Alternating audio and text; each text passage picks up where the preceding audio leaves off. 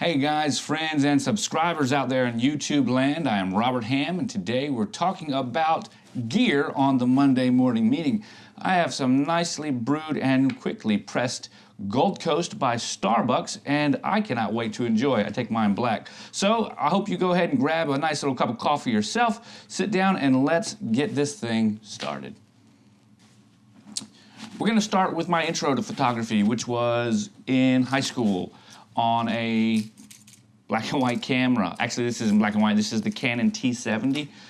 It's a film camera. I have a 35 to 70 millimeter zoom lens right here. It's actually a pretty neat little camera, and it would still work today if the housing wasn't busted. You can get these things for like $25 online right now, maybe 30 with the lens. So that just tells you film photography is really in decline. Nobody does it anymore, uses it.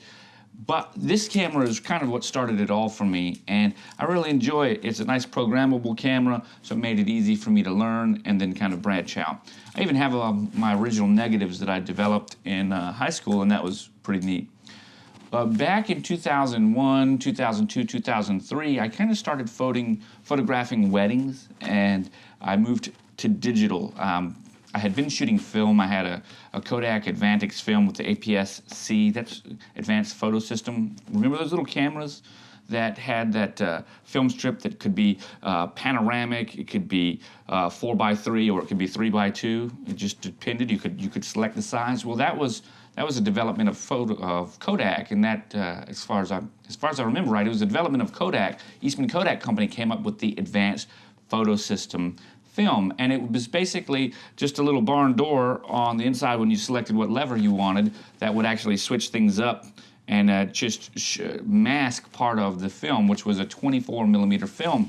So today, when we're talking about Fuji cameras that I shoot, or APS-C sized cameras, that's a reference to the 1990s era, or maybe early 2000s, late 2000s, somewhere in there, 99, 2000, 2001, 2003, somewhere in there. That's a nod to that film size. So when we talk about APS-C sensors, we're talking about APS-C film, Advanced Photographic System film. So moving along from there, we actually go into the first wedding I ever shot was on this Fujifilm S7000, and I did it for soldiers. I was in the Army at the time, and I shot weddings for soldiers, just my friends, basically. So it wasn't anything high pressure, and it really turned me on to the fact that I truly enjoy and love photography. I really liked it, so it was nice to pick that up. This camera was really cool, and Fuji was very progressive. They included 2 film slots, or SD card slots. We got a compact flash and an XD. Remember Fuji's own proprietary media, XD. It was pretty cool, and looks like this little guy right here. Look at that. It's crazy. And of course, compact flash. At the time, 16 megabytes. That was the card that came with the camera. Today, 16 gigabytes. And then I had a 256 megabyte compact flash. This was an SD. Pretty good media at the time. So I really enjoyed this camera. In fact, the camera still works today. And from time to time, I go out and I shoot with it. I think this has like a 1/2 inch sensor, but it started Fuji's own attempt to design sensors differently than the bare sensor arrangements. And this had the octagon-shaped Super CCD camera sensor, which was pretty cool and is supposed to be give it an extended dynamic range. I didn't know anything about all that at the time. Of course, I could read the specs and everything, but I really liked the camera, so I enjoyed it. 6 megapixels, very, very cool. As we move along, we get to my absolute favorite camera of all time, and that camera is the Fuji X100. I have the S variant, and I'd like to propose a little thing. People wonder, they say, oh, the Fuji X100, the X100S, the X100T. I've heard all different reasons for why they named the Fujifilm the X100, the S and the T, what the little S and T stands for, but what if it just stood for second generation, third generation, the X100T, 3, third generation, 4 could be F, the X100F. So if they come out with a 4th generation, what if it was the X100F? That'd be pretty cool. Sounds like a neat naming scheme. All right, so the thing about this camera, this is my take it with me everywhere, every day, all the time camera, and I don't know what to say. I absolutely love it. The camera itself produces beautiful images. It has an excellent handling. It's small, it's lightweight, it's compact. Nice part is there's a built-in ND filter, neutral density, 3 stops. So I can go from 1/4000th down to 1/1000th and shoot at the widest aperture that this has, f2, with flash synchronization speed at that time as well. So the flash will sync all the way up to 1/4000th of a second, but really you're only going to get the max value at your max aperture, and it can sync at 1/1000th of a second at the max aperture. So the reason Fuji included a nice 3-stop ND filter was 4000, 2000, 1000. So if you need to be at 1/4000th of a second with a mechanical shutter out on a really bright day and you want to shoot wide open, that ND filter can knock it back so that you can also use flash. And that's awesome. It's got a built-in flash, and this is actually gussied up quite a bit. I usually have the EFX 20 flash on top of it, and it's just a nice, man, I love this camera. We're going to continue for a second onto my workhorse, and my workhorse is my Fuji X-T1. Now this camera itself, with the battery grip and everything, provides quite a bit of shooting. In fact, I do, good Lord, probably 70% of my shooting, 65, 70% of my shooting is done with this camera. And I've got to say, using it has been a dream. Once again, ergonomics are something that are really solid. It's got a nice refresh rate.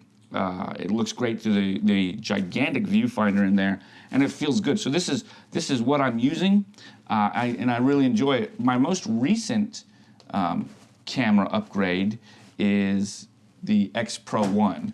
And I got the X Pro 1 because they came out with the X Pro 2 and the X Pro 1 body, which is something I had always wanted, went down to $500. So I picked this camera up for $500, and it has a special trick. People talk about the hybrid viewfinder of this camera and basically the X100T and the new X Pro 2, but they forget, a lot of reviewers, and I'm not reviewing, but a lot of people forget this actually has an optically magnified viewfinder. So you can see a magnified view optically 2 different times, 0.3 and 0.6. So if it literally has another lens right here that when you hold the lever here, the lens moves over. Now most of the time when people show that, they're just showing the electronic screen panel that moves front and back. I'm talking about the optical additional lens that is effectively a zoom lens. It doesn't zoom exactly because there's no intermediates, but it gives you a magnified view. I like that. Let me tell you what, I'm also a big fan of composing with the viewfinder. So being able to have a choice for an optical viewfinder on both the X100S and the X Pro 1 is something that really, really speaks to me, and I love it. Moving on along, I'm going to talk about the lenses that I use, and this is for regular old-fashioned wedding setup. I use my 23mm f2 right here. I use my 18-55 f2.8 to 4. I use my 55-200 3.5 to 5.6. I also have an 85 f1.4 that I use. This is a Rokinon lens and a neutral density filter, 10-stop ND filter that I put on it. I'm gonna go over some techniques with that next week, so we'll talk about some shooting techniques. But moving on a little bit further, actually let me talk about the Rokinon 85 f1.4. This lens is a totally manually focused lens, and it's got a really nice dampened ring. Now there's lots of places that can do a review on it. Heck, I did one. But this is an absolutely beautiful portrait lens, and it allows you to throw that background way out of focus. Now, it works best in my setup on the X-T1 because of the enhanced viewfinder compared to the X Pro 1. And of course, the X100S doesn't have an interchangeable lens, so it's a fixed lens system. However, this also works well on the X Pro 1 with some practice. I would imagine the X Pro 2, with its upgraded viewfinder and everything, this would work just fine on that as well, because it works wonderfully on the X-T1. My favorite way to shoot with this is on portraits using the X-T1 when I'm on a family session, but I continuously practice with this lens on my X Pro 1. And I really enjoy it. The lens is made in Korea, but the other cameras, the X-T1 T1, the X Pro 1, and the X100S are all made in Japan. And they're all solid magnesium or aluminum or steel of some sort. That's a metal body that you're holding, which is really nice. We're going to move on into something fun. This right here happens to be my flash. I use the Yongnuo Wine 560 Series 4, mainly because Fuji doesn't make a native flash. I would use a Fuji native flash if they made one, but they don't. Sony makes a native flash, but, you know, Nikon, Canon, Fuji doesn't. That's okay.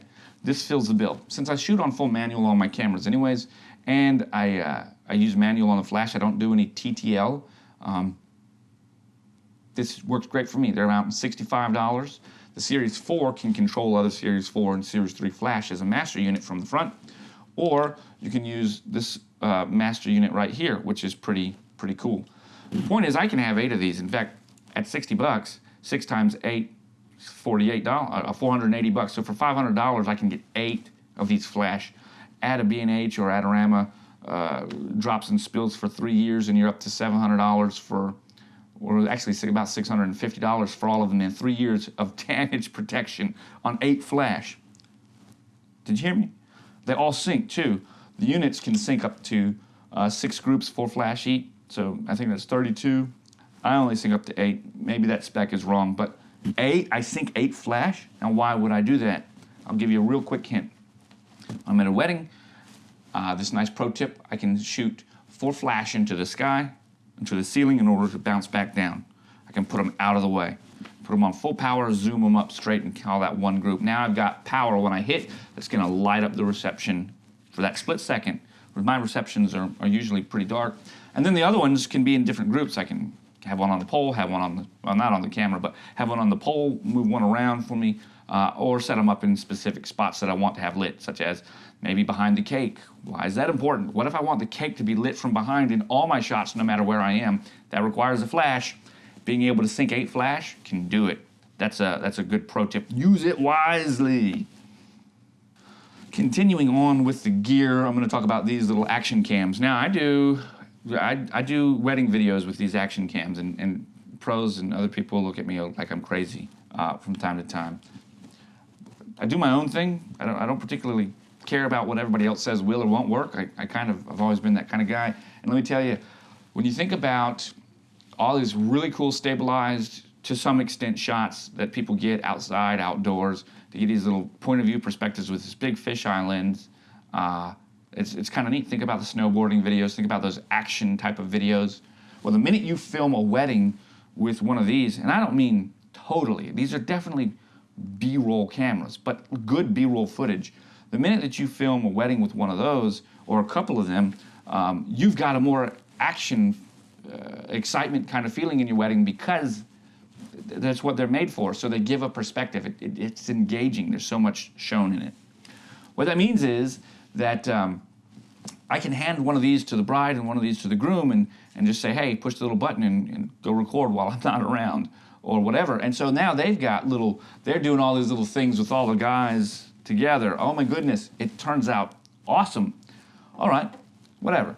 Maybe you're not convinced. Pro tip number 2, you're gonna realize I like controlling stuff. I can control 4 of these. Actually, I think it's 5, but I've only ever done 4 from this wrist strap. Now, that's why I chose Sony for this, because I can control 4 cameras. I brought 2 different sizes here, with one wrist strap from inside of a room. They got about a 90-foot coverage when you're in the same room. So think about a reception. Think about that kind of stuff. I can see what they're showing me from camera to camera, all in the room. I can put them up wherever I want. I can push the record button. I can toggle through cameras and turn them on and off. Hello, it turns me into Dick Tracy. And I like it. Finally, we're going to talk about the H5N. I like the H5N a lot. I like syncing my audio separately. This is currently being recorded on a Samsung Galaxy S7 Edge using the front-facing camera at 1080p. Definitely works well for me. Looks nice. It's good enough for this vlog video. And I didn't want to plug in to the phone directly. So I sync my settings sync my audio afterwards. I do that for pretty much everything, especially my newer stuff in the past year and a half. And here is a lavalier mic. So, probably just made it go crazy there, but put on the little lavalier and chit chat, and gives you nice audio. The reason I used a lavalier instead of the microphones on there is because I'm not facing the microphone right now. So I would have to have put this over here and had it facing me in order for it to work, and I'd prefer to use the lavalier anyway since I'm gonna be kind of dynamically shifting. All right, we've talked about the gear. Let's move on to why I use what I use. I wanted to give you a nice overview, and now we'll talk about why I use the gear that I use. When we move forwards, we're gonna see this camera right here, the X100S, okay? So the X100, the X100S, the X100T, this is an excellent camera to have with you as an auxiliary camera, a secondary camera on any wedding. The reason it is great is because of this lens. The reason it's also great is because lots of times you need a wide shot, you need a medium shot, you need a wide shot, and you need a telephoto shot. Well, you can usually get your medium and your telephoto shots with a nice, good, proficient zoom, right? But what about your regular wide? Most telephotos aren't gonna go all the way from 18 to 135, although Fuji's got a beautiful lens that will do that. So, hey, cheers, there you go. But if you don't want that, if you want something a little different, lots of times weddings take place outdoors. So being able to pop a flash onto this camera, right, that syncs at 1/1000th of a second at the full aperture of the camera gives you the ability to make this little guide number of 20 flash, which is like 60 feet at ISO 100, a lot of power. It gives it a whole heck of a lot of power. And this flash will also do TTL metering on any Fuji body that supports TTL. So X Pro 1, X100S, X100, XT1, X Pro 2. So the X series cameras, which is pretty nice. And so it gives you that ability. And so it's just, bam, we're up, bam, we took it. So the camera is not only bringing to the party a great lens, it's not only bringing to the party a leaf shutter, which allows for faster flash sync, right? It's also bringing to the party a neutral density filter built into it. So I use a circular polarizer that's equal to about 1.5 stops. So when I'm outdoors, I can get a nice blue sky. Couple that with my ND filter in here, and I can go from settings when I would really need to be at 1/8000th of a second mechanical shutter. I can take that down to 1/1000th of a second because I've got 3 stops of the ND filter, plus I've got 1 to 1.5 stops on the circular polarizer. And remember, the Fuji camera's native ISO is 200, so I can't drop the ISO anymore without rolling into JPEG, and I prefer to shoot JPEG and RAW. Although 90% of the time I use the JPEGs. So as we move right along, we're going to talk about the Fuji X-T1, okay? The camera itself, I use the 55 to 200, f3.5 to 4.6. Yeah, that's it, 4.8, okay? And this is my telephoto lens that I use on weddings. And I get a lot of people asking questions. They'll say things like, shouldn't you have an f2.8 or something, or whatever? The people, not clients specifically. Can't say I've ever had clients ask me what gear I shoot with. Clients are usually looking at your work, not your camera bag. But hey, they can watch the videos and see. But pros a lot of time, especially pros that aren't used to mirrorless, or people that haven't transitioned over to mirrorless, maybe don't have a good understanding of photography, optics. I didn't mean anything else. I meant optics. You know, Newton wrote a book on optics when he was trying to discover how the Belgians made their optical glass so perfectly. That's how he discovered that light is stratified into different wavelengths, and there's lots of cool stuff that was figured out there. So my point here is, lots of times people think about specs and don't understand the real-world application, and the real-world application is often different because application is application, right? It's either it works or it does not work. So let's talk about it. When you think about a lens, think about what you're trying to achieve. Obviously, if you're going to be photographing in low light, you really need the largest aperture that you can get. And I don't want to go into aperture and things like that too much, but most people don't recognize how to even compute aperture. Aperture is nothing but a ratio. These are all 1 over something. F is a ratio, f-stop. But your f-stop isn't just your aperture. Your aperture isn't just rated in an f-stop. Your shutter speed is an f-stop. It's a fraction, f for fraction. F-stop, the fraction of a stop. Your shutter speed is a fraction of it. And your ISO triangle, your exposure triangle, all these things are relative, right? So the important part to know about telephoto lenses is that the distance that you extend and focus to, zoom to, compresses images. It gives you a different depth of field based on your aperture, but the fact of zooming compresses and flattens the image and shows a different depth of field. So if you've got a subject that's very close to the background and you're very far away, you have a very strong likelihood of getting that background and the subject in focus at the same time. But if you have a subject that's further away from your background and you're further away from your subject, but you've zoomed into their face, you have the opportunity to get a portrait shot that has a very nice bokeh that may not have a very low aperture number, which is a wide aperture. The lower the number, the bigger the circle. The higher number, the smaller the circle. That's the way it works. The higher the number, the more in focus, the more depth of field you're going to have. The lower the aperture number, the less depth of field you're going to have. Lots of times I shoot portraits around f4 or f8, and I move them away from my background in order to give the blur effect that I want in the background, but also have them nose and ear in focus. And sometimes a little bit more artistic. I might break that down to f2 or 2.8. It just depends. One of the biggest mistakes, and here is a pro tip for you. One of the biggest mistakes I think people make, especially beginners, and some professionals, some advanced, some people that have been doing it for years alike, they think that aperture is the only thing to worry about, and so they'll get a lens and just shoot all day long wide open on the lens. Well, the lens has characteristics throughout its aperture range and its focal distance, so there may be reasons to not shoot at f2 all the time. There might be great reasons to shoot at f16, and it doesn't matter what lens you've got. So if I commonly like to shoot portraits most of the time at f4 to f8, and I understand how to position them so that I can achieve the bokeh that I want, then that opens up the lens choices that I have instead of narrowing it down. And the nice part about the Fuji lenses is that they're kit lenses, they're XF lenses, they're not kit lenses. I gave you the bunny ears there for a reason. They're extremely well made, multiple elements in multiple groups with multiple aspherical elements, very quick autofocus, extremely well constructed. I may have said that twice, but it's just the case. So when we're talking about your lenses, there's a lot more that go into a lens than meets the eye, right? And that's the most important thing to think of. So we've kind of talked about a lot of this stuff now, and we're going to talk about other gear. So what do you wear when you're at a wedding? I definitely consider that gear. This is all technology, right? Isn't it? I mean, what you wear, how comfortable are you going to be?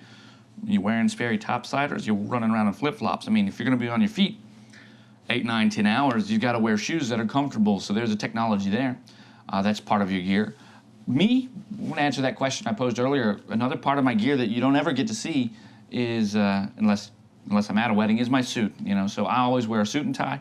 I generally dress to match. If we're having a beach wedding and the guests are in dress-down apparel, I'll be in dress-down apparel because it's hot on the beach.